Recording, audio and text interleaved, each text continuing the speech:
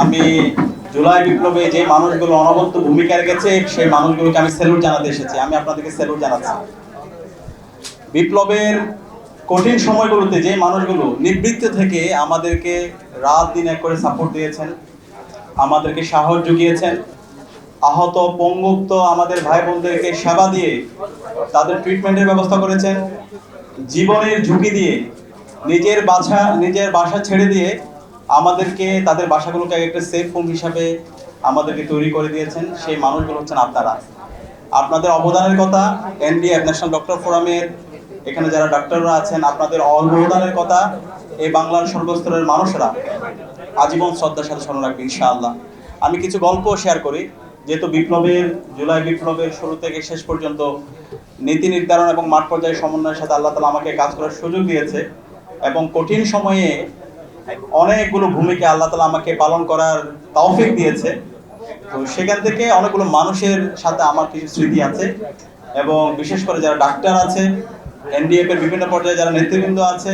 তাদের সাথে আমার অনেক যোগাযোগ হয়েছিল এবং তাদের সাথে আমার অনেকগুলো স্মৃতি আছে। তো যখন আন্দোলনে ছাত্রলীগের সন্ত্রাসীরা নৃশংস কায়দায় 15 জুলাই ঢাকা বিশ্ববিদ্যালয়ে আমাদের উপর হামলা করেছিল, আমাদের ভাই বোনদেরকে মেরে রক্তাক্ত করেছিল এবং আমাদের বোনদেরকে রক্তাক্ত অবস্থায় যখন আমরা ঢাকা মেডিকেলে গিয়েছিলাম, সেই ঢাকা মেডিকেলে যাওয়ার পর আমি এনডিএফ এর যারা দায়িত্বশীল তাদেরকে ফোন দিয়েছিলাম। তারা সাথে সাথে আমাদেরকে ওই সময় ট্রিটমেন্টের জন্য বিভিন্নভাবে সহায়তা করেছিল এবং আমরা যখন ইমার্জেন্সি ইউনিটের সামনে দাঁড়িয়ে আমাদের বোনদের ট্রিটমেন্ট করছিলাম, সেখানে ছাত্রলীগ, যুবলীগ, আওয়ামী লীগের সন্ত্রাসীরা দফায় দফায় আমাদের উপর হামলা করে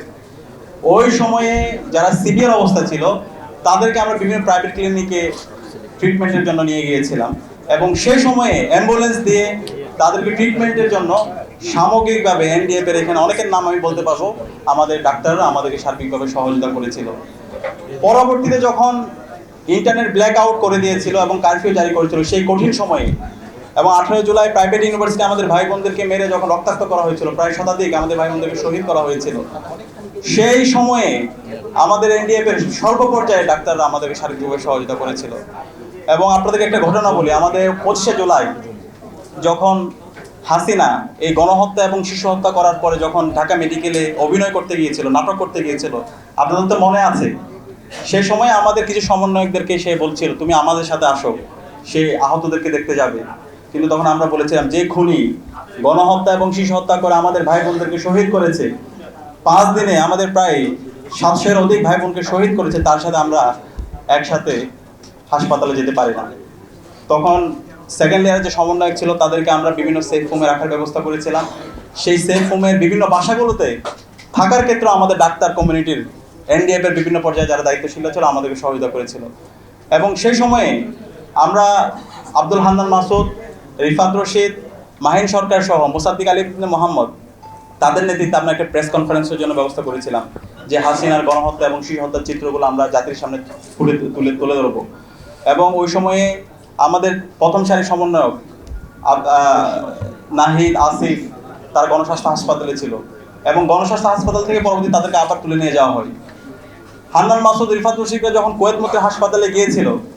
সেই কুয়েত মন্ত্রী হাসপাতালে আমাদের পরিকল্পনা ছিল সেখানে গণহত্যা এবং শিশু হত্যার চিত্রগুলো প্রদর্শন করা হবে এবং এটার উপর একটা প্রেস ব্রিফিং হবে এবং সকল চিত্রগুলো প্রত্যেকটা হাসপাতালে যে গণহত্যা এবং শিশু হত্যার ফলে আমাদের যে ভাই বোনরা আহত হয়েছিল, যারা শহীদ হয়েছিল, সেই ডেটাগুলো আমরা ডাক্তারদের মাধ্যমে এনডিএফ এর বিভিন্ন পর্যায়ের যারা দায়িত্বশীল আছে তাদের মাধ্যমে আমরা তথ্যগুলো সংগ্রহ করেছিলাম এবং এটার ভিত্তিতে আমরা একটা ডেটাবেস তৈরি করেছিলাম। শহীদদের যে তালিকা দেশে এবং বিদেশে ছড়িয়ে পড়েছিল, সেই তালিকাটা কিন্তু আমরা আপনাদের মাধ্যমে এনডিএফ এর যে ডাক্তার তারা আমাদের ডেটা দিয়েছিল, তার মাধ্যমে স্টুডেন্ট সেকেন্ডস অপারেশন নামে একটা প্ল্যাটফর্ম থেকে আমরা প্রথম প্রকাশ করি, পরবর্তীতে সেটা সারা দুনিয়াব্যাপী ছড়িয়ে পড়ে। তো এইগুলো আপনাদের কাছে এখন ছোট মনে হতে পারে, কিন্তু ওই সময়ে এই অবদানটা অনেক বেশি সিগনিফিকেন্ট ছিল। এবং কুয়েত মন্ত্রী হাসপাতালে যাওয়ার পরে যখন আমরা প্রেস ব্রিফিং করবো, সেই প্রেস ব্রিফিং করার মতো সেখানে অবস্থা ছিল না, তাদেরকে বিভিন্নভাবে ইন্টেলিজেন্সের লোকরা ঘিরে ফেলে। তখন কুয়েত মন্ত্রী হাসপাতাল থেকে সেকেন্ড লেয়ারে যে সমন্বয়ক আছে তাদেরকে ওখান থেকে বের করার ক্ষেত্রেও আমাদেরকে ডাক্তাররা, এনডিএফ এর বিভিন্ন পর্যায়ে দায়িত্বশীলরা, একই সাথে মহানগর ছাত্র শিবিরের নেতৃবৃন্দ আমাদেরকে সহায়তা করেছিল। আমরা তখন তাদেরকে 3টে অ্যাম্বুলেন্সের মাধ্যমে বের করেছিলাম, সামনে একটা অ্যাম্বুলেন্স, মধ্যখানে আমাদের সমন্বয়কদেরকে রেখে এবং পেছনে একটা অ্যাম্বুলেন্স। এবং এই অ্যাম্বুলেন্সগুলো ম্যানেজ করার ক্ষেত্রেও আমাদের এনডিএফ এর যারা দায়িত্বশীলরা আছে, ডাক্তার আছে, তারা আমাদেরকে সার্বিক সহায়তা করেছিল এবং পরবর্তীতে তাদেরকে ওখান থেকে বের করে আমরা এম্বাসিতে তাদের সেফ হোমের ব্যবস্থা করতে পারি নাই। পরবর্তীতে সাংবাদিকদের মাধ্যমে আমরা তাদেরকে সেফ হোমে রাখার বিভিন্ন জায়গায় আমরা ব্যবস্থা করেছিলাম এবং সেকেন্ড ইয়ারের সমন্বয়করা ওই বাসাগুলোতে থেকে আন্দোলনের বিভিন্নভাবে ডিরেকশন দিয়েছিল এবং শেষ পর্যন্ত আন্দোলনকে আমরা বিজয়ের ধারপ্রান্তে নিয়ে গিয়ে 5 আগস্ট পথে গণভোটের মাধ্যমে আমাদের আজাদী এসেছিল।